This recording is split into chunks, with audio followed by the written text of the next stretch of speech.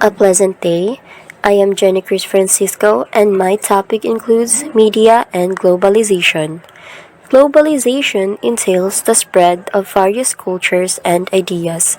In this modern era, where the television programs, social media, books, movies, and even magazines reach into different countries and meet a larger audience.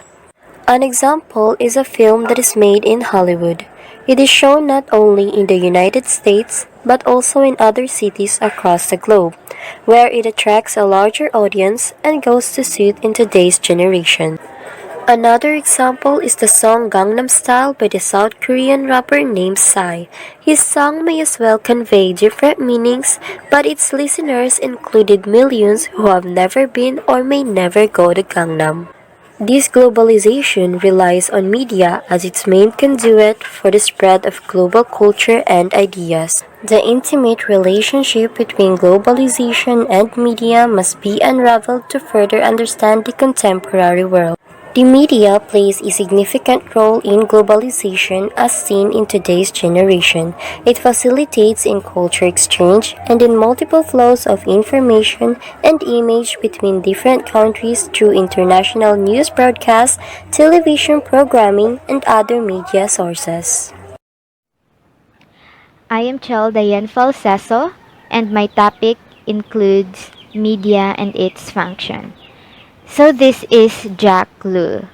Jack Lull is a professor of global studies and professor of journalism and communication of Lehigh University. So he described media as a means of conveying something such as a channel of communication. He convincingly shows that globalization could not have occurred without media. From earliest times, humans have used media to explore, settle, and globalize their world. So, before digital media, people used print media and broadcast media. Print media includes books, magazines, and newspapers, while broadcast media involves radio, films, and television. Finally, digital media cover the internet and mobile mass communication. Within the category of internet media, there are the email, internet sites, social media such as Facebook, Instagram, and Twitter, and internet based video and audio such as YouTube. In our day, media has made the world progressively smaller as nations and cultures come into increasing contact. So, decades ago, Marshall Lucan prophesied that media technology would transform the world into a global village slowly and fitfully, and his vision is being fulfilled. In 1960s, television has steered people from the dining table where they eat and tell stories to each other to the living room where they silently munch on their food while watching primetime shows. So this is what Jack Luke means when he says media is a form of conveying something and as a channel of communication. So here, McLuhan added that different media simultaneously extend and amputate human senses, something similar that can be said about cell phones. On the one hand, they expand people's senses because they provide a capability to talk to more people instantaneously and simultaneously. New media are either inherent good nor bad. So let us talk about the positive of the new media, especially the social media. First, on the positive sides, it gives everyone an equal voice. It also revolutionized businesses. It increased transparency. It helps narrow the gap between the company and their current potential consumers. Most importantly, it provides access to the educational opportunities. As of the negative effects, we have the misinformation and fake news. We can't deny the fact that it is all over the internet. You can't just fully trust social media. Next, New media such as social media, Facebook, Twitter, Instagram can be very addictive. Lastly, everyone is prone to cyberbullying, which is the very big problem and issues on the internet. We will talk about global village and cultural imperialism. First, let's talk about global village. Global village is the idea or concept that people are connected by easy travel, mass media, and electronic communications and have become a single community. An example in this area is technology. Technology, in today's generation, most people are using technology, television, Wi-Fi, cell phone, and etc. Next is the cultural imperialism. Cultural imperialism is the anthropology, sociology, and ethics. The imposition by one usually politically and economically dominant community of visual aspects of its own culture onto another non-dominant community. Now, let's proceed to Marshall McLuhan. Marshall McLuhan is a philosopher who invented the world interconnected via electronic communicating. The philosopher that analyzed the social changes brought about by television. The one who declared that television was turning the world into a global village. And last part is the global media. According to them, global media had a tendency to homogenize culture. What is homogenized culture? Homogeneous culture, it refers to the reduction in cultural diversity through the popularization and diffusion of a wide array of cultural symbols, not only physical objects but customs, ideas, and values. One of the greatest examples in this area is the diffusion of Hollywood movies that can be seen all over the world. That's all.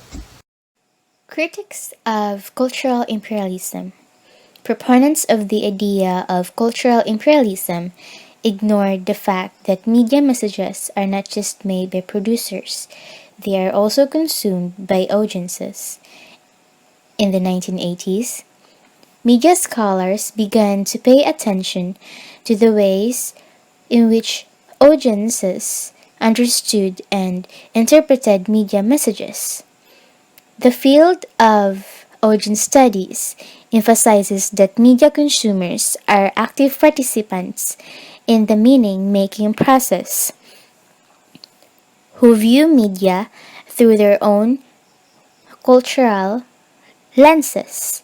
Meaning making process refers to a process by which people interpret situations, events, objects, or discourses in the light of their previous knowledge and experience.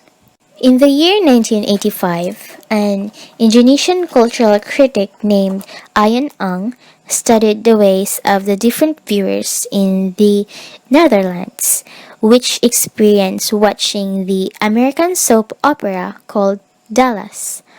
Through letters from 42 viewers, she presented detailed analysis of audience viewing experiences rather than simply receiving American culture in a passive and resigned way.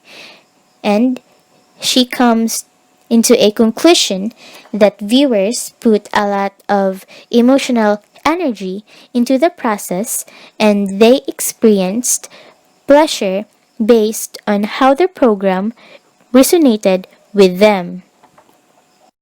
In the year 1990, Eliu Katz and Tamar Leves decided to push Ang's analysis further by examining how viewers from distinct cultural communities interpreted the show. They argued that texts are received differently by varied interpretive communities because they derive different meanings and pleasures from these texts. Thus, according to them, people from diverse cultural backgrounds had their own ways of understanding the show. Apart from the challenge of audience studies, the cultural imperialism thesis has been opposed by the renewed strength of regional trends in the globalization process. Take, for example, the K pop and Korean movies, which are widely successful regionally and globally nowadays. Given these patterns, it is no longer acceptable to insist that globalization is a unidirectional process of foreign cultures overwhelming local ones.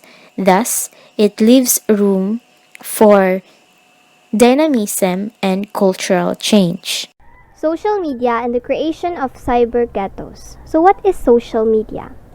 Social media are online communications in which individuals shift flexibly between the role of audience and author. To do this, they use social software that enables anyone without knowledge of HTML coding to create, comment on, and share content and to form communities around shared interests. As with all new media, social media have both beneficial and negative effects. So what are the positive effects of social media? First, it develops social awareness. Social media raises awareness in the youth regarding sensitive issues that are not discussed in many societies. Second, source of learning and teaching. Social media is serving as a gateway for exchanging information. It has become a platform for different sources for youth to improve their education. Third, it improves self-confidence. Social media is serving as a source for boosting or building self-confidence in the youth. It makes them feel better and good about themselves. The number of likes, shares, and comments of approval they receive enhances their quality to feel good about themselves. Fourth, amazing platform to showcase talent. Social media is an amazing platform that offers the opportunity for showcasing the talent of individuals, inspires. It is an amazing platform to put our best self out there and to be recognized for the individual identity and the talent we possess. Last is, it saves time. Social media has allowed us to save the majority of our time and utilize it somewhere productive. It enables us to communicate in an effective manner. Education can be received in the comfort of our home through the distance learning or live streaming of classes offered. The posting on social media updates everyone within seconds. No need to glance at the newspaper every morning to get updated about current happening. There are also negative effects of social media. First, it is the source of anxiety and depression. Social media use has often resulted in high level of anxiety and stress. The teenagers mostly compare themselves with their friends on social media and perceive inadequacies if others are better at something, which affects their life. Second, cyberbullying. It is one of the main ills of the social media because of the anonymity it offers. It increases the risk of violence, sex, abuse, and threats can result in deep emotional scars. It has long-lasting effects that are carried through to childhood. Third, thwarts or independence thinking. The independence thinking of youth is jeopardized with the use of social media as a result of peer pressure. The drive to fit in has negative effect on person's own idea or thought because of the fear of criticism. Fourth, it reduces productivity. The young generation is mostly found loafing around on the internet instead of spending their time in a productive task. They waste their so much time on these platforms that at the end of the day have to buy an assignment.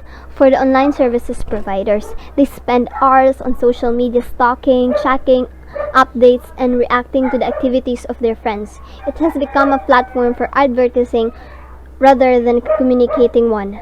Third, it is the threat to privacy. The risk of networking on social media among youth is the loss of privacy. Social media creates a digital footprint whichever sites we visit, the comments we make, and the posts we share. This can have some serious repercussion in future at both personal and professional level.